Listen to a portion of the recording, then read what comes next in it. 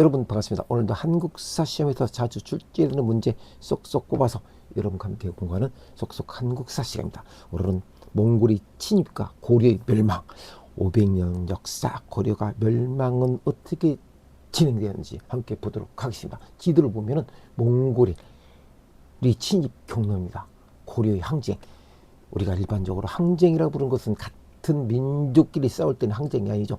몽골, 다른 민족과 싸울 때 우리는 항쟁이라 부릅니다. 꼭 참고하시기 바랍니다. 자, 몽골 보면 어떻게 됐습니까? 지도를 보시면 아시겠지만 몽골은 제주도 탐락까지 그냥 전부 다 이렇게 표시되어 있습니다. 동해안서부터 서해안, 중부 내륙까지 모조리 몽골족들이 한반도를 초토화시키죠. 여기 주면 박서희, 김경성 항쟁, 개경, 환도, 서경, 개경 쭉 나오죠. 삼별초 항쟁, 삼별초의 진출로는 점선이 된 게 삼별초 진출입니다. 이렇게 해가지고 함라까지 최후의 항쟁이 벌였던 것이 바로 어딜까요? 제주도, 탐라라고 보시면 되겠습니다. 이 정도로 처참하게 한반도를 씹쓸고 간 몽골의 진입, 결국은 고려가 멸망하게 됩니다. 자, 그러면 몽골의 침입과 고려의 저항은 어땠을까요? 왜 침입했을까요? 궁금하시죠? 몽골 사신 저구여가 귀국길에 피살된 사건을 구실삼아 몽골군이 원나라죠. 고려에 침입하기 시작합니다. 수십 년간 여러 차례 고려를 침입하게 됩니다. 그러나 고려는 저항을 합니다. 당시 최고 고려 후기에 있던 무신 정권, 당시 최고 권력자인 최후의 주장에 따라서 도읍을 강화도로 옮기고 장기적인 항쟁을 준비하게 됩니다. 몽골족은 기만민족이죠. 왜 이랬을까요? 강화도 뻘이 있기 때문에 어떻게 할까요? 함부로 들어올 수 없었겠죠. 어쨌든 고려의 저항은 시작됩니다. 김윤후가 또 처인성 전투에서 몽골 장수 살탈 죽이죠. 그리고 충주성 전투에서 승리를 합니다. 또 하나, 지난 시간에 말씀드린 것처럼 부처의 힘을 빌려 몽골을 격퇴시키고자 하는 염원을 담은 팔만대장경을 만집니다. 제조 대장경을 하죠. 그리고 이제 최씨 무신 정권이 무너지자 몽골이 요구의 조건을 들어주기로 하고 몽골과의 전쟁을 중단합니다. 그리고 나서 도읍을 다시 개경으로 옮기게 됩니다. 개경으로. 몽골이 조건을 들어주기로 하면서 개경으로 환도합니다. 그러나 삼별초의 항쟁은 끝까지 어디까지? 제주도, 당시 탐락까지 물러가면서까지도 항쟁이 지속되죠. 배종선 등이 이끄는 삼별초는 고려의 정부 개경 환도에 반발하게 하고 봉기하고 강화도에서 진도, 또 제주도 근거지를 옮기면서 대몽 항쟁을 계속하게 되죠. 그러나 결국 고려와 몽골 연합군에서 진압되고 합니다. 그럼 그 결과는 어땠을까요? 이 몽골 전쟁으로 극도로 한반도는 황폐해지고 많은 사람들이 포로로 끌려가면서 초조대장경, 황룡사 구층, 목탑 등 많은 문화유산이 불타 없어지게 됩니다.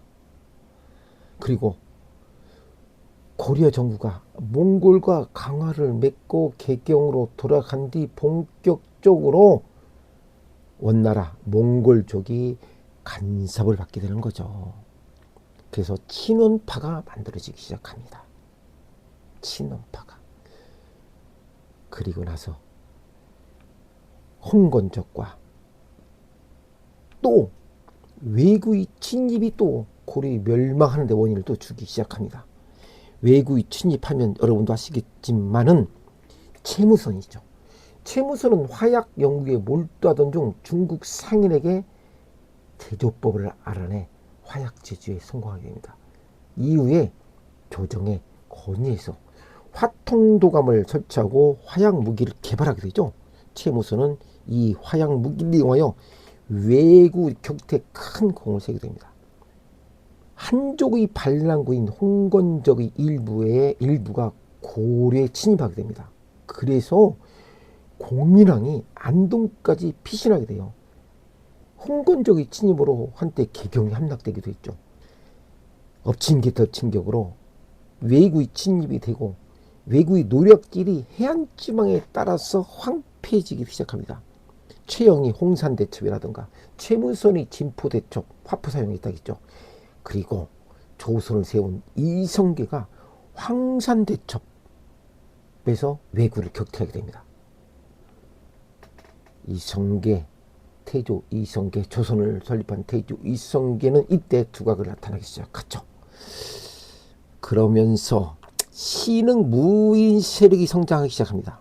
그게 홍건적과 왜구를 격퇴하는 과정에서 최영과 이성계 등이 신흥 무인 세력이 성장하죠. 자, 그러면서 고려의 멸망이 조금씩 다가옵니다.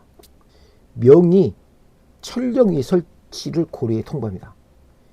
명의 요구에 우왕과 최영이 요동정보를 결정을 하게 되죠. 옛날에 쌍성 총감부 지역은 명은 이 지역이 원래 원의 영토였다는 이유를 들어 철령이를 설치하겠다고 무리한 요구를 하였죠. 그런데 이게 말도 안 되죠. 이걸 명의 요구에 우왕과 최영 장군이 요동정보를 결정하는데 이성계가 사대 불가론을 내세우면서 반대했죠. 우왕과 최영이 요동 공격을 결정하자 이성계는 사대 불가론.